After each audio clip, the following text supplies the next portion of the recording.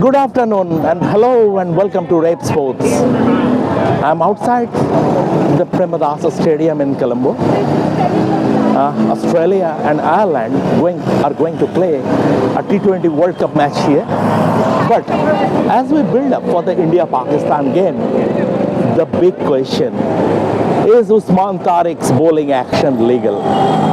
Now, Usman Tariq returned with figures of 3 for 27 from 4 overs in Pakistan games against the USA yesterday. That was played at SSC, Sinhalese Sports Club ground. And after the game, he spoke to reporters and he was asked about his action. And he said, I'm not under pressure as far as my action is concerned. And now Usman Tariq is an educated cricketer. He speaks English well. And he said, I'm not concerned. I'm not under pressure as far as my action is concerned. Rather, India would be under pressure. Now, the question is this action legal? Mind, during the Pakistan Super League, Usman Tariq was called, he was reported twice for his action. On both occasions, he was cleared. He gave his explanation as regards his bowling action. He said, I have a double elbow, and that is why, it is medically tested, and that is the reason I bowl with that action. Now, what is a double elbow? It is like having double joints in your elbow. It is having a double joint in medical terms. In medical terms, it's having double joints in your elbow, and that is why it's a physical deformity, which is the reason he cannot straighten his arm. It is a bit similar to what the great Muthiah Muralitharan had.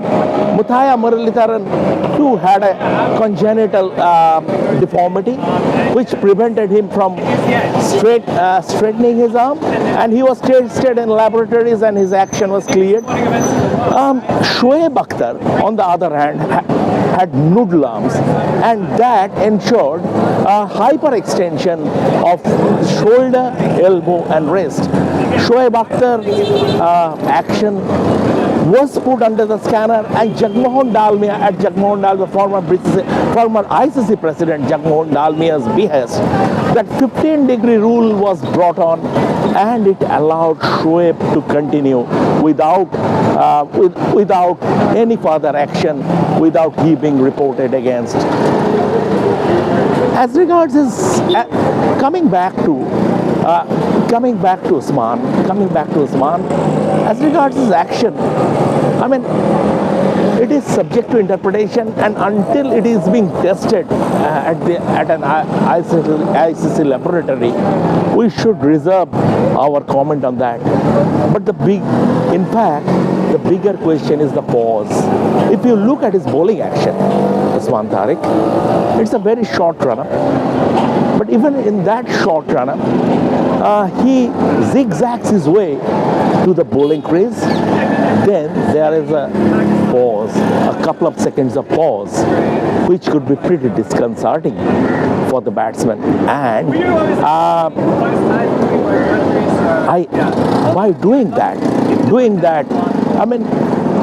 maybe Usman is gaining some advantage as a bowler. Should that be allowed? That is a question. Because if you look at football has stopped penalty takers from posing in their run-up. Now it is a matter of debate. Hopefully ICC will look into it. But it is clear that by doing that pause, that couple of seconds of pause, it is disconcerting for the batsman, and it is giving the bowler some advantage. During the Australia versus Pakistan series that was played before this T20 World Cup, after being dismissed by Usman, Cameron Green, he got angry and mimicked his action, but after watching the replay, Cameron Green apologized. So once again, it is subject to interpretation, but Usman would be under the scanner, or rather eyes would be trained on him as we build up for the India-Pakistan game. India-Pakistan game will be played at this stadium, at Premadasa Stadium, on February 15. Before that, India would be playing against Namibia in Delhi, and they will have to be, I can assure you. I have watched Pakistan's game yesterday, and I can assure you, obviously India will be strong favorites to win the match again, but they will have to be on top of their game. It is not going to be a walk in the park, especially Pakistan's bowling is looking impressive. A bowling unit that can sit out Salman Mirza and Nashim Shah. You can understand, I mean, how good that bowling unit is. The ball is nipping around a bit under lights in Colombo, and it is going to be a blockbuster. On that note, this is Shomik Chakraborty on behalf of Revsportz.